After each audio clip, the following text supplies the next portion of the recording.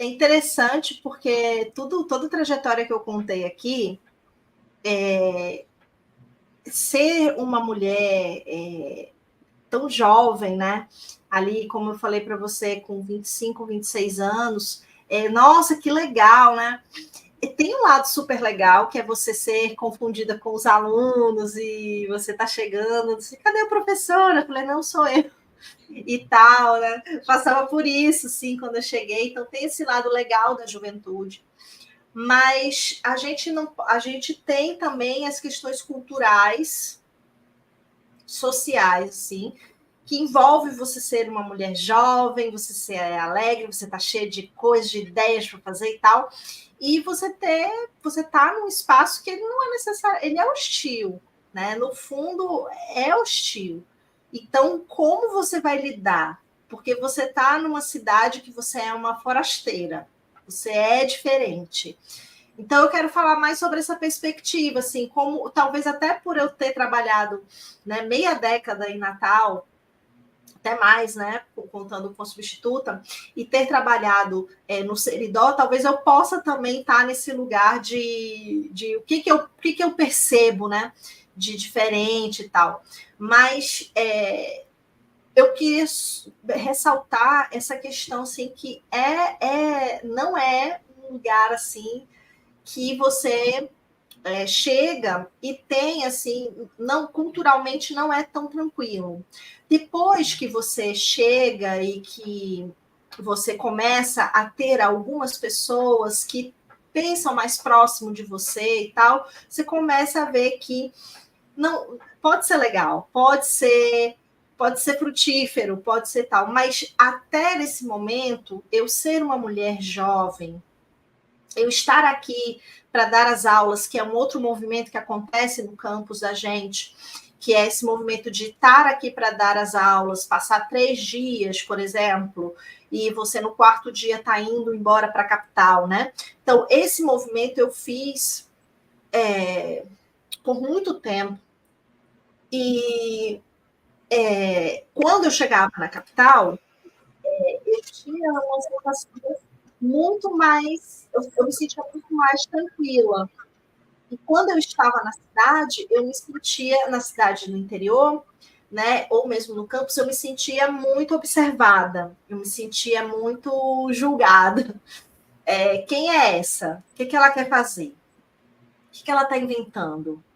Porque não é assim que se faz. E desde isso até, tipo, com quem você está saindo? Você não poderia sair com essas pessoas. Então, assim, esse movimento, ele vai forjando caráter, sabe? Você vai forjando caráter e você vai acabando tendo, sim, que ir se munindo de estratégias nesse ambiente para você sobreviver. E acho que uma das coisas legais que eu fiz nesse movimento de docente, pesquisadora aqui, foi, assim, ignorar, em boa medida, o que eu podia ignorar dessas tensões. Então, o que eu fazia? Eu tinha os amigos e as amigas que transitavam comigo, muitos alunos e alunas que ficaram meus amigos. Então, eu me apoiei nisso e a gente fazia saraus na minha casa, a gente fazia coisas de poesia, tomar vinhos. A gente começou a criar uma comunidade para que esses movimentos fossem mais prazerosos na vida, sabe? E o estar no Seridó fosse também um movimento que trouxesse alegria, que trouxesse um encontro. Então, eu tive um impacto muito grande no início, que é esse do estranhamento. Do estranhamento em vários quesitos, né? E eu coloco essa interseccionalidade que você falou como um quesito, sim. Essa questão de eu ser mulher, de eu ser muito jovem, de eu ser muito parecida com os alunos, de eu transitar com eles, e de eu estar fazendo coisas que o meu corpo, que o meu lugar social de trabalhadora, ele não deveria estar, né? Nesse período, eu era uma mulher que estava com um relacionamento, estava casada, mas o meu companheiro estava em Natal. Então, eu era vigiada também por essas questões. Então, veja, foi bem duro. Por outro lado, o próprio fato de eu existir e não ser acuada por isso, dava mais margens para confirmar o que as pessoas, sei lá, achavam que deveria ser a minha vida e a minha existência. E isso gerou, assim, um processo muito dolorido, e isso transitou tanto aqui que eu digo no Seridó, como em Natal. Eu acho que isso é da minha vida de pesquisadora, não necessariamente por causa da interiorização, mas esse fato de ser uma mulher pesquisadora, Evandro, ele afetava muito, assim, sabe? De olhares, de eu conquistar alguma coisa, e essa conquista, se tivesse um professor orientador, né, esse homem que estava à frente, então a minha conquista não tinha o mesmo padrão intelectual de conquista se fosse uma mulher, por exemplo. Sim. Entendeu? Orientadora. Então eu tive que vivenciar esses tipos de tensões de terreno árido, sim, durante várias fases da minha vida. E isso, como eu te falei, forja caráter. Você vai meio que das duas uma. Ou eu recuava, né? Ou eu avançava. E eu não recuei. Então eu fui orientando do meu orientador, independentemente de qualquer tipo de ambiente meio tóxico, assim, sabe? Bem doente mesmo de tá mexendo nas minhas conquistas. Até eu te digo que a minha conquista como docente no SERES, ela foi também questionada, porque eu tinha uma banca masculina. Ela foi questionada. A banca do concurso. Do meu concurso.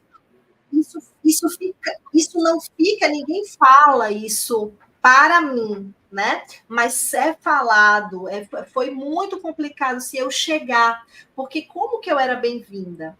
Eu tirei outras pessoas que poderiam estar ali, outras pessoas que poderiam estar. Ainda mais porque o meu concurso, a minha diferença do colega que ficou em segundo lugar eram de milésimos de pontos. Então, assim, isso gera mais ainda a temática. Alguma coisa ela fez. Não pode ter sido só porque ela foi bem na prova e foi bem na didática. Não, alguma coisa teve.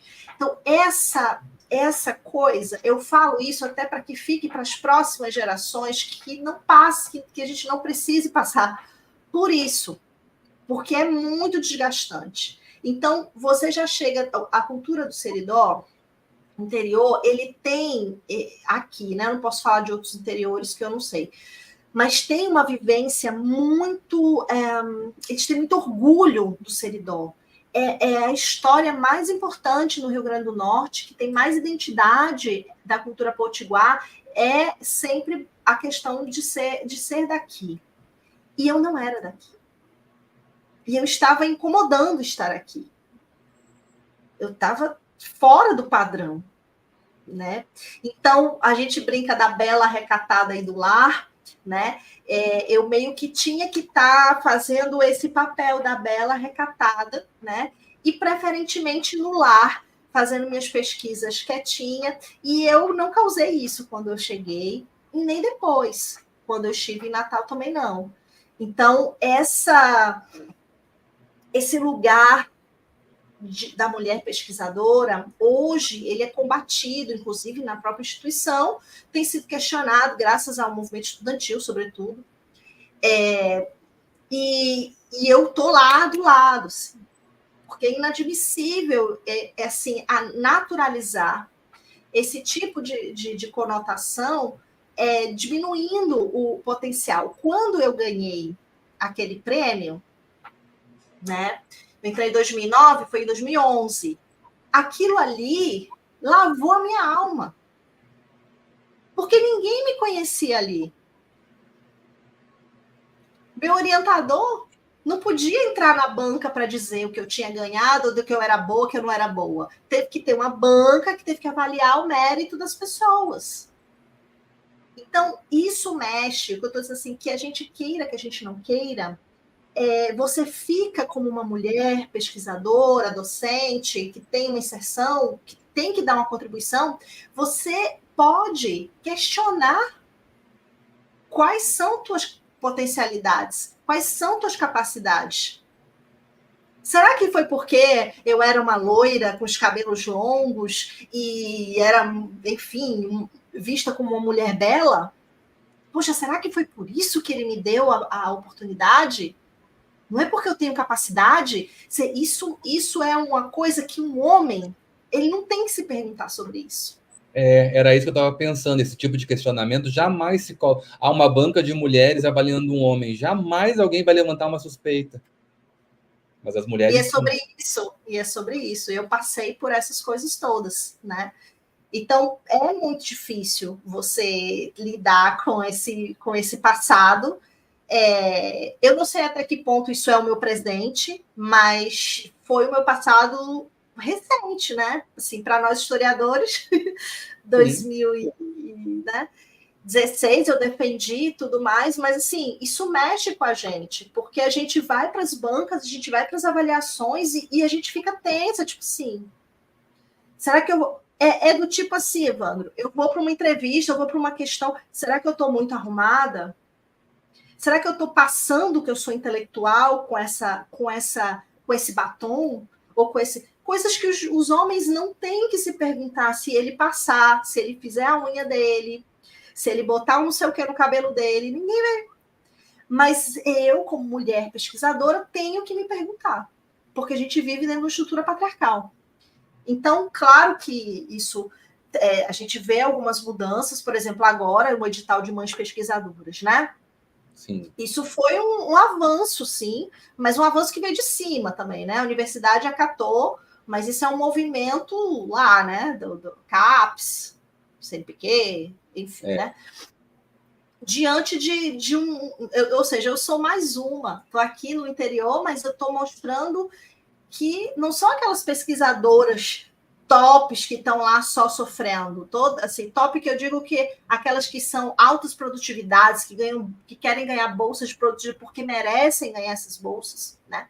Não, é uma pesquisadora normal. Ela está passando por isso cotidianamente. E quantas meninas estão na graduação e podem estar passando por essa tensão quando querem uma bolsa de estudos para ser iniciada cientificamente, né?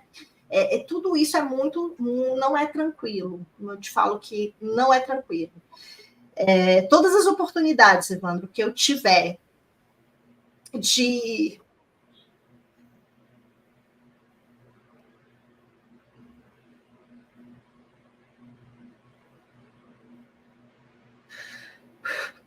Desculpa. Imagina. Fica. Pode.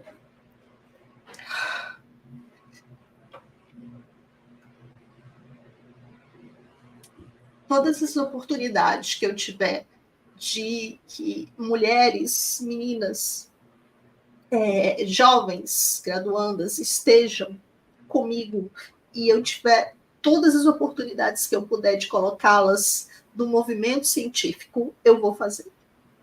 Às vezes elas nem querem, elas nem entendem. E eu fico, se você tivesse um professor, uma professora que fizesse isso por você, você não sabe aonde você pode chegar. Mas tem um monte de gente que não vai te dar nada. Mas como mulher, eu consigo perceber a sororidade do movimento, que eu não posso ficar alheia, que é diferente. E que vai ser sempre, porque a estrutura ela é feita para ser diferente. Enquanto verdade. a gente não tiver aí, né, o socialismo, o comunismo, a gente não vai ter. A estrutura capitalista não quer isso, né? Então, enquanto eu tiver oportunidade, eu assim, sempre priorizo a capacidade, tá, obviamente, o potencial, mas tudo que eu puder oportunizar, sabe? Tipo assim, de ir ficar na minha casa, se você for para um evento científico e eu tiver a oportunidade, você fica, porque às vezes é um evento desse, né, Evandro, que faz toda a diferença na nossa vida. Tipo, nossa, deu um clique, eu descobri o que eu quero fazer, né? Quantas de nós não passamos por isso? Então, que as mulheres, as meninas, elas tenham esse lugar, sabe? E acho que o interior, ele te coloca num lugar a quem nessas disputas capitais. E nesse sentido é que a minha luta é maior. O meu movimento enquanto pesquisador é maior, sabe? De que, olha, vai ter um evento online. Eu fico em cima. Vamos, se inscrevam, vão discutir, façam essa formação, arrumem o currículo, melhorem o currículo, porque eu sei que eu estou na periferia do sistema. Simples assim. E se eu não conseguir oportunizar planos B para essas mulheres, para essas jovens, quem que vai fazer? Então, essa visão daquela Vanessa de 1998, 97, é essa Vanessa que está aqui ainda, com essa esperança, sabe?